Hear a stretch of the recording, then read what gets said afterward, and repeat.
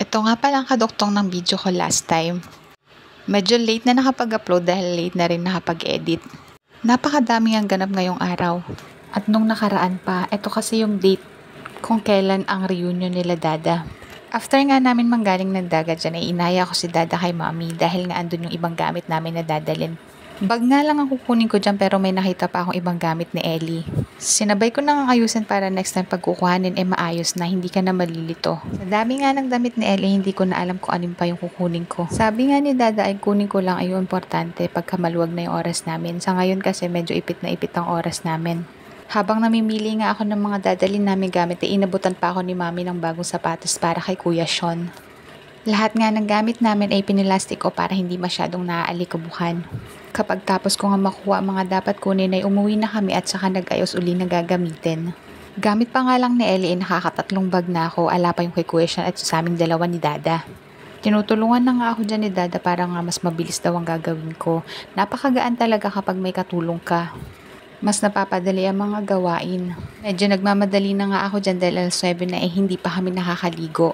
Mga makalunch nga daw kami aalis. Medyo malapit lang naman yung pupuntahan namin pero dapat nakapak na lahat para aalis na lang. Habang nga inaayos ko yung ibang gamit sabi ko kay Dada ayusin na at ilagay na kay Motmot yung ibang gamit. Para kako mamaya ay konti na lang ang aayusin namin. Ang hirap nga kapag sabay-sabay ang gagawin mo, hindi mo alam kung anong una mong dadamputin. Naka-ready at nakaayos naman na ang dalawang bata para kaming dalawa na lang ni Dada mamaya ang mag-aayos. After nga makapag-ayos ay dumiretso na kami agad dun sa may kapatid ni Dada.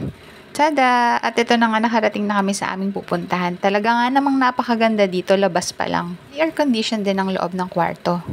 Actually, buong bahay ay naka-aircon. Meron ngang dalawang CR dito na tamang-tama sa malaking pamilya. Mamaya nga ay makikita nyo rin ang video ng loob ng bahay.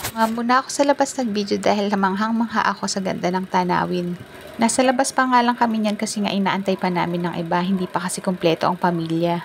Yung iba kasi manggagalingan pa ng Manila, yung iba naman may trabaho ng gabi kaya late na din makakapunta. Saktong-sakto nga tong event place na to para sa malalaking pamilyang tulad namin. Kung tiga-abukay ka nga lang ay madali mo itong matutuntun dahil malapit lang ito sa Letran. At yung ibang nasa malayo naman ay meron naman silang contact number, email para kontakin in case na gusto nyo magpa-reserve. Mahaba-haba nga tong video na to kaya mahaba-haba rin ang aking mga sasabihin. Kaya lang medyo parang nauubusan na ako. Kaya tara, samahan nyo muna kami mag-lunch.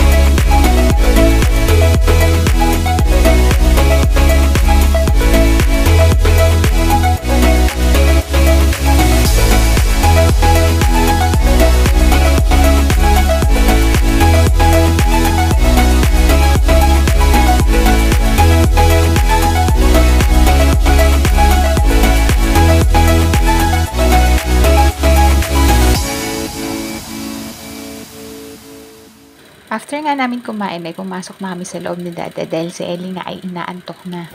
Ganito nga pala ang itsura nito sa loob. Meron siyang sala, meron siyang maliit na kusina at meron din siyang dining table. Meron nga din pala itong dirty kitchen doon sa likod. Basta makikita naman lahat dito sa video ko at itutur ko kayo. Napakasarap at napakadami nga nilang dalang pagkain kaya hindi mo mapipigilang hindi kumain. Bakit kaya mas masarap kumain kaysa mag-swimming? Charot! Ito nga sigurong oras para magpahinga, mag-isip at magmuni-muni. At syempre magkaroon ng peace of mind habang nag-e-enjoy ka kasama ang pamilya mo. Ang sarap kaya ng mga kwentuhan lalo pag binabalik-balikan natin yung mga nakaraan. Yung mga kabataan natin, yung mga kalokohan na ginawa natin.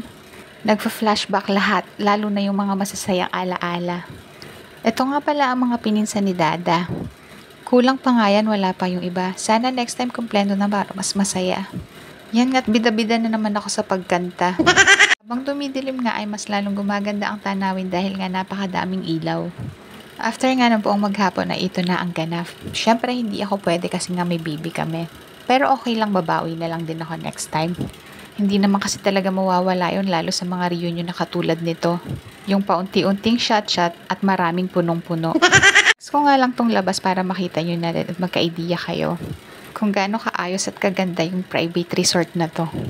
Ganap na nga pala ito ng kinabukasan. 2 days kasi kami dyan at 1 night. Kaya sinusulit na namin ang pag-swimming. Para na din sulit yung bayad. After nga namin mag-swimming at kumain ay nag-ready na rin kami at nag-pack ng aming mga gamit para makauwi. Masyadong mahaba na nga tong video kaya sa next video na lang ang kasunod. Sana nga ay nag-enjoy kayo sa panonood. O siya, next time na lang ulit tayo magkwentuhan. Yun lang, salamat!